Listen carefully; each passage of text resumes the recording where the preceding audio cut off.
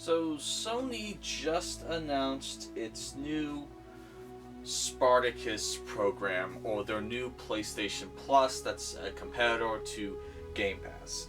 And there are a lot of people online saying, oh yeah, this is a really good deal, and other people saying, yeah, this is a joke, it doesn't beat Game Pass, and all the while I'm just kind of looking at the one thing I've wanted for a long time, and that was the backwards compatibility component of, PlayStation being available on PlayStation 5.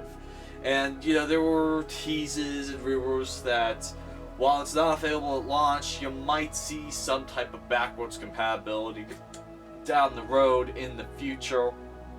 And kind of hearing the rumors about Project Spartacus, we were seeing that we might be getting some type of backwards compatibility to older generations with, PlayStation 5.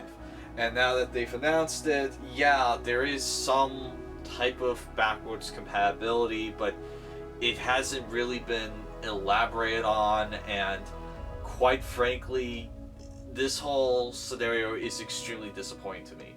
I'm sure the 700 plus free games that you can download and stream will be fine.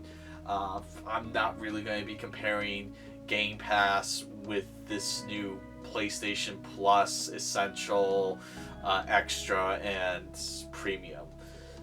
But the thing is that I will be comparing this backwards compatibility with the far superior compatibility of the Xbox One and the Xbox Series X. And as usual with Sony, I got a million questions that they are not answering and probably will not answer until this thing launches. I mean, I learned the hard way with PlayStation 5 that Sony does not like answering the simplest need-to-know questions. Like, hey, can this damn system play offline?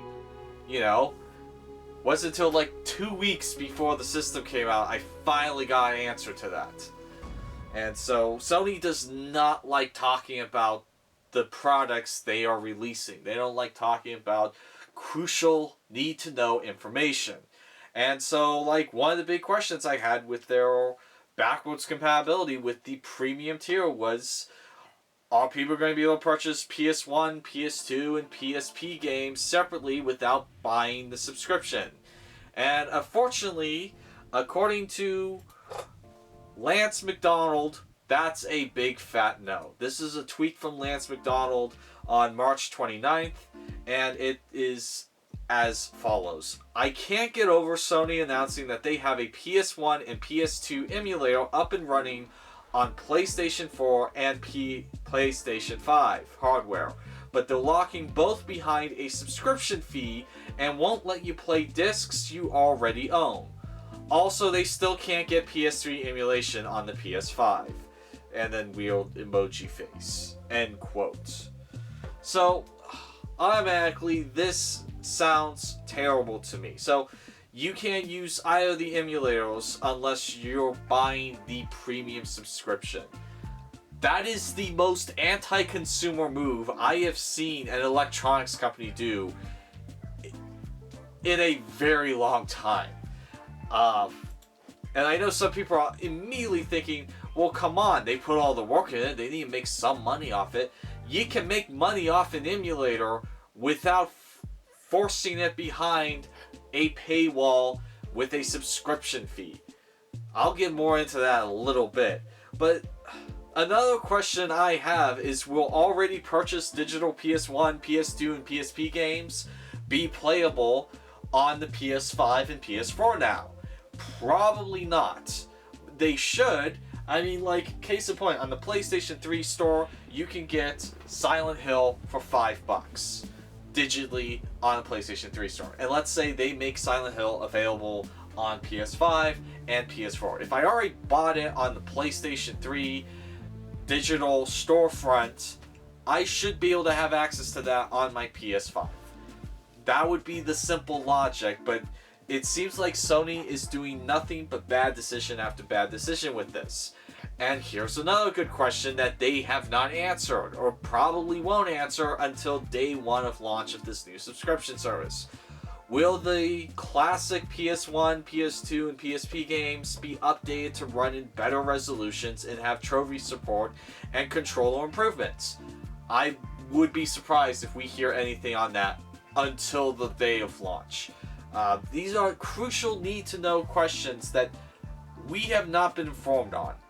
And again, why is the PlayStation 3 such a downer subject to Sony? It's like the Necronomicon from the Evil Dead.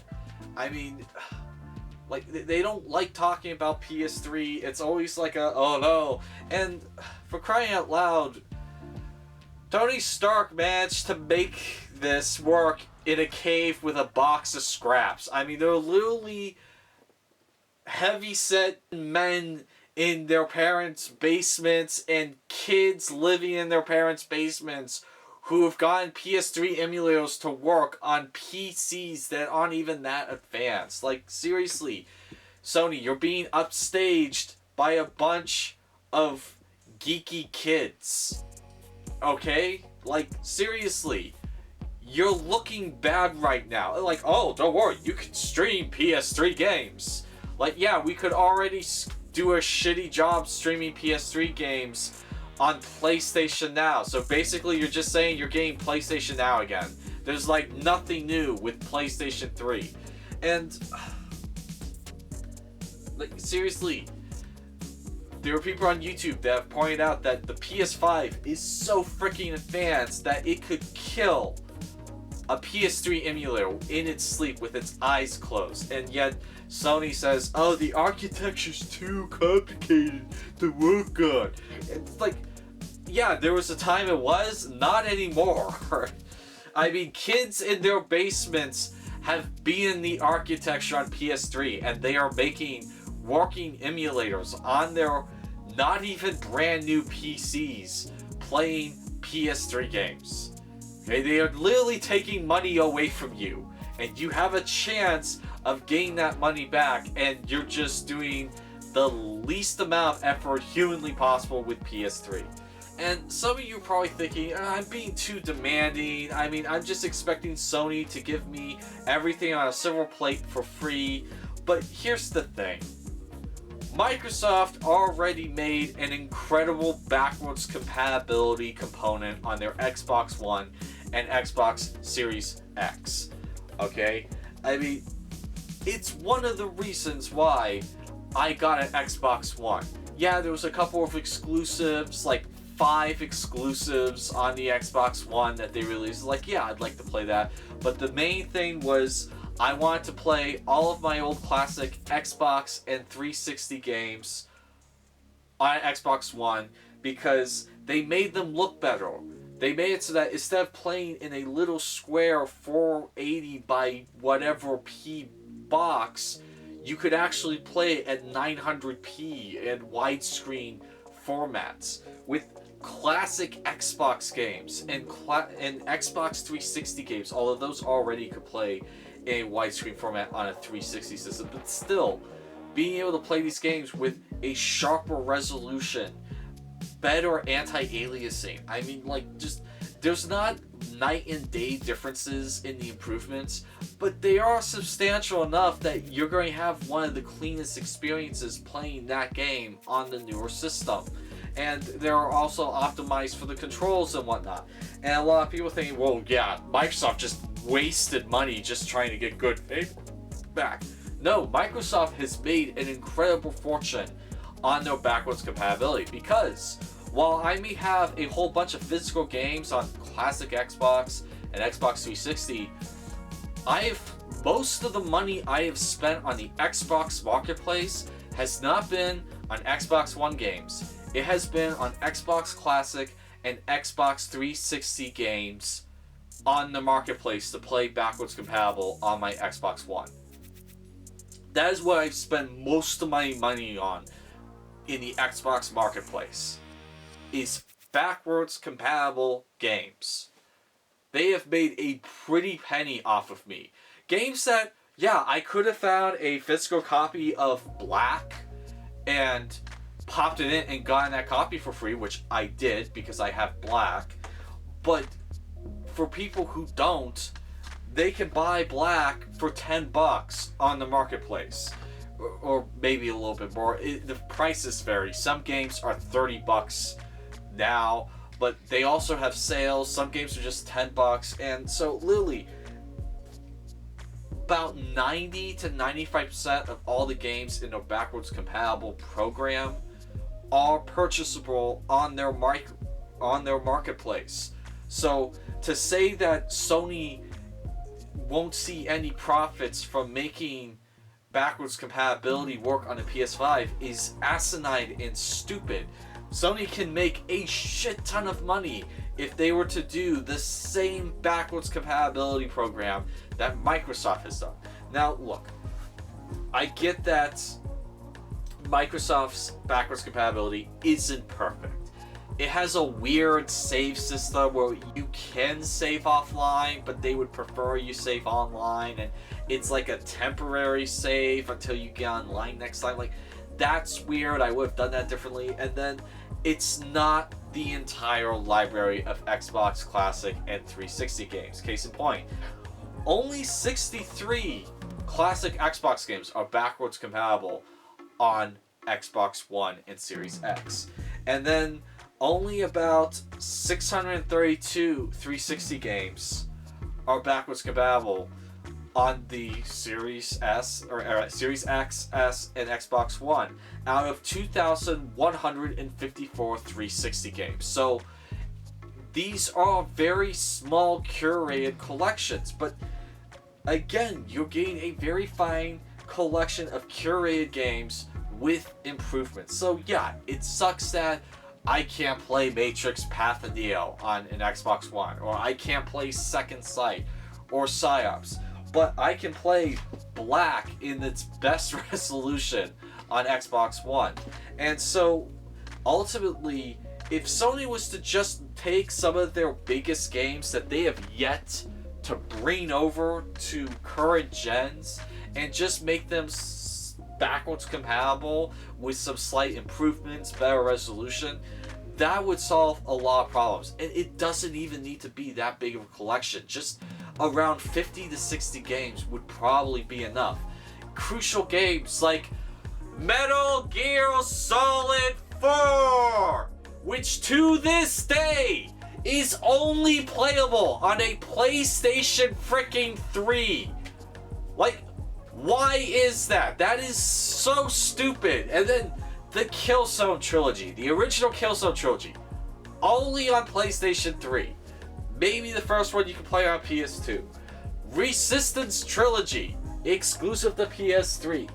Infamous 1, 2, and the Blood DLC, exclusive to the PlayStation 3. I can keep going on, but there's still crucial games on the PlayStation 3 that can only be played on that system. And it is so aggravating that Sony hasn't even released remastered collections of these games yet. These are huge games that have huge following. I mean, there is plenty of money to be made off of your original games, and instead you're locking it behind a paywall. Imagine if Xbox had its 63 classic games and its 632 360 games, and they said, oh, you can only access those if you get Xbox Game Pass Ultimate.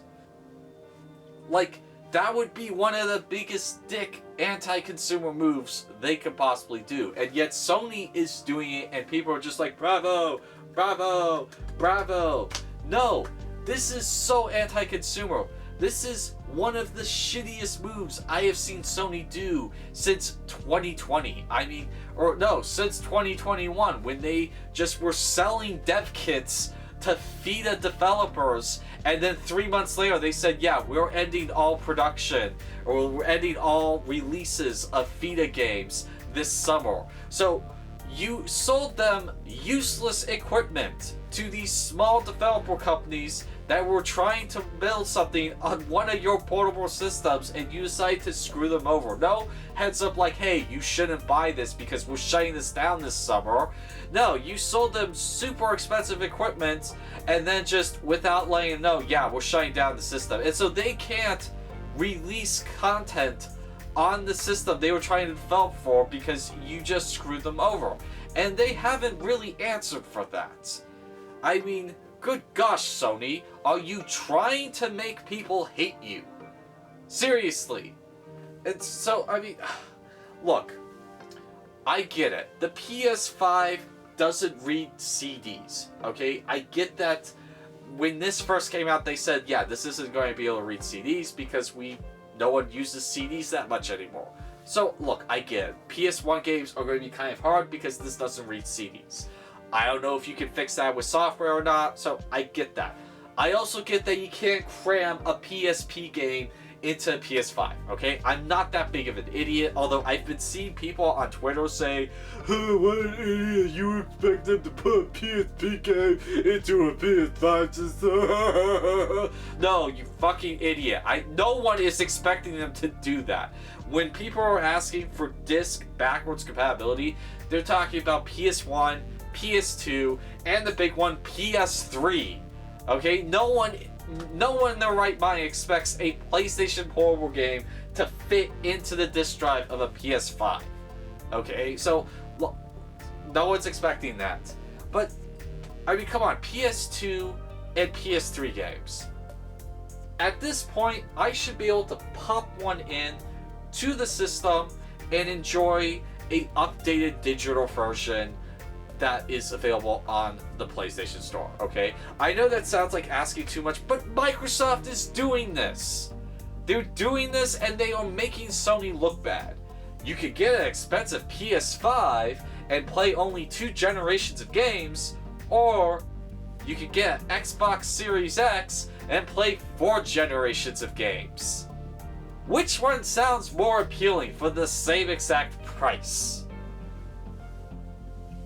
I mean, look, Sony hasn't completely dropped the ball this generation like Microsoft did last generation, but clearly Microsoft is the more consumer-friendly company this generation. And look, I have a PS5, I don't have a Series X, so it's not like I'm secretly an Xbox fanboy that's trying to make Sony look bad. No, I want Sony to stop listening to the dumb shits at the head of their company, and I want them to actually start doing consumer-friendly moves. Like, hey, maybe don't have every single one of your studios working on online-only live games as a service projects. Okay? I am not happy about that, because I don't like games as a service games that force me online. Okay, I want stuff like God of War, Horizon Zero Dawn, Tomb Raider, Final Fantasy 16. I want stuff like that. I don't want stuff that requires an internet connection to fight AI-controlled bots. That is not my idea of a good game. I hope that Sony will step back a little and actually do a competent backwards compatibility program. Alright? Look at Microsoft. They did a pretty good job. Okay? And look, I know you have to do your own flair on it. Okay? Because you don't want to be accused of just copying Microsoft. But you know what? In this instance, copying Microsoft's backwards compatibility program isn't a terrible idea. Okay? Your PlayStation fans will not be upset if you copy Microsoft this once. They'll be like, oh, okay, yeah, that makes a lot of sense. We approve, Sony. So, that's been my thoughts on the new PlayStation Plus backwards compatibility program, which honestly just sounds like complete crap to me. They could probably save it if they allow you to purchase PS1, PS2, and PSP games separately from the subscription. But from what it sounds like from Lance McDonald, it sounds like you're going to need that most expensive subscription service just to be able to access these 2 emulators, which is so anti-consumer. I cannot stress that enough. So my name is Christopher Connell with 11 Hour Reviews. This has been my thoughts on the new PlayStation Plus Backwards Compatibility program and how disappointing it is. And don't forget to, do the thing. Helps me out a lot. And that will be, unfortunately, all.